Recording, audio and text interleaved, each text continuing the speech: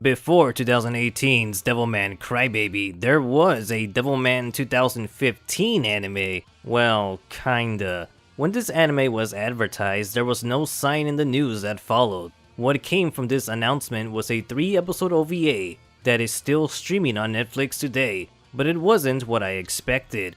Many anticipated a full-fledged Devilman anime, and instead a crossover was made. Hello, I'm the anime hero. Let me take you back to 2015 with Cyborg 009 vs Devilman.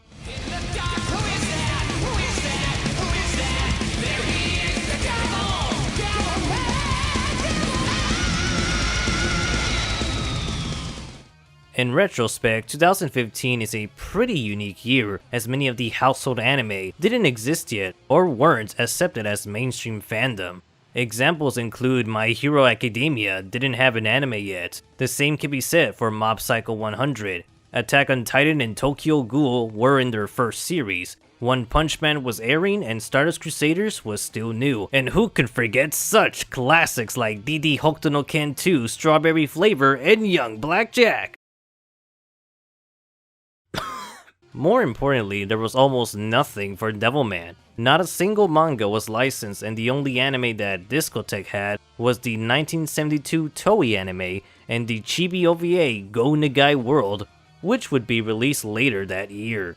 What? There's a chibi Devilman anime? Yeah, but that's not what you're here for. Sometime in April 2015, my friend King of Kilp sent me a message containing an image of a new Devilman anime. I was skeptical since there was nothing about this picture on official anime websites. But by April 16, 2015, there it was, a new Devilman anime set in the fall. I was ecstatic, excited, and energized. Finally, there was gonna be a Devilman anime, and I was hoping it would cover the manga. Details of this new project was kept under wraps, but I was just so thrilled at the idea of seeing Devilman in modern animation. And then the news hit. There was no new Devilman anime because he was gonna share the spotlight with Cyborg 009 in the crossover, Cyborg 009 vs Devilman. Yeah, I already said that earlier. What? I didn't ask for this. What's the correlation?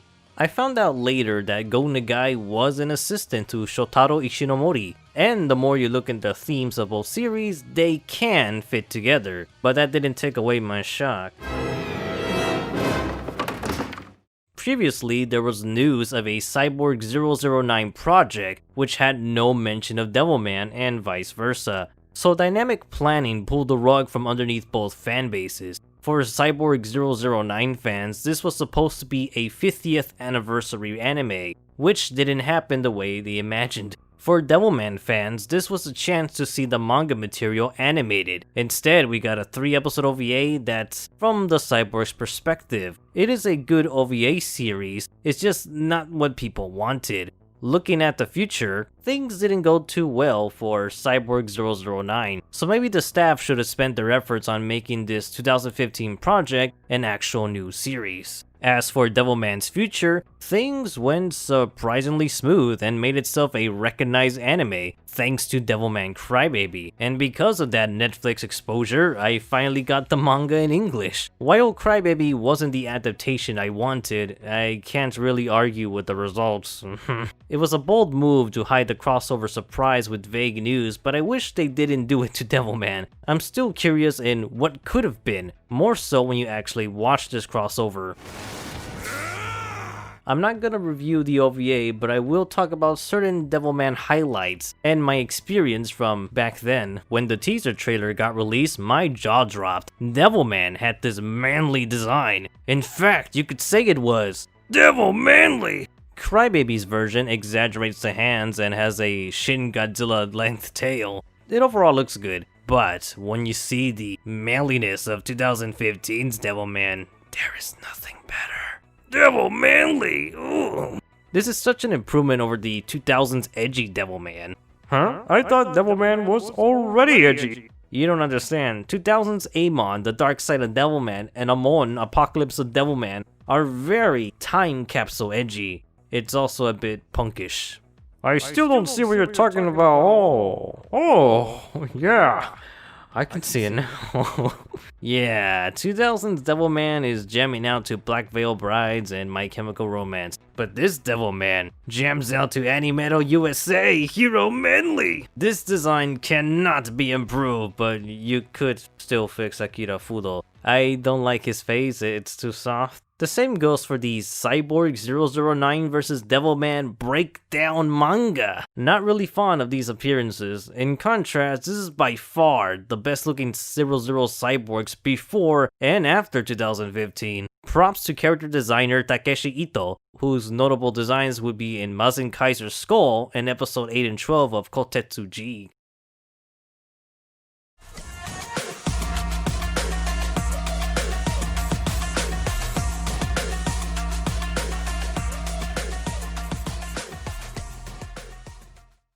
The very first scene emphasizes why I would have liked to see a 2015 Devilman anime. After a brief scuffle with Joe and Apollo, we transition to a red moon followed by it's like the manga panel. To those who don't know, a fundamental difference between the Crybaby adaptation and the original 1972 Devilman manga was Go Nagai's usage of white and black silhouettes.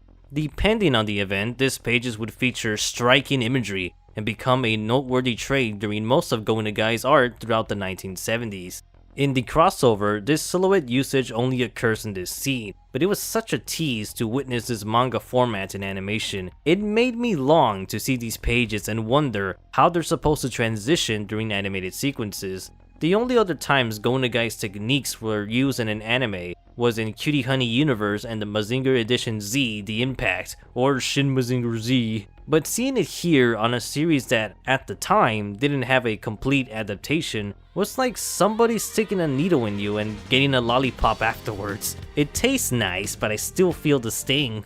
This crossover is a bittersweet experience, from the opening songs to closing credits with manga panels, the carnage of Devilman fighting demons, and all of the foreshadowing teases. There's just so much good going on here that I wish this specific staff would follow through with a manga-accurate Devilman adaptation. There's a few images that are lifted from the manga, but the coolest moment by far is Devilman's Fire Blast.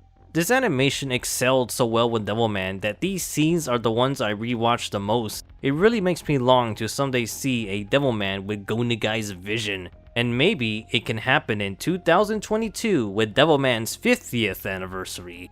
I await the news. Until then, you can see Cyborg 009 vs Devilman on Netflix. I'm the Anime Hero, and I talk about obscure anime so you can watch them.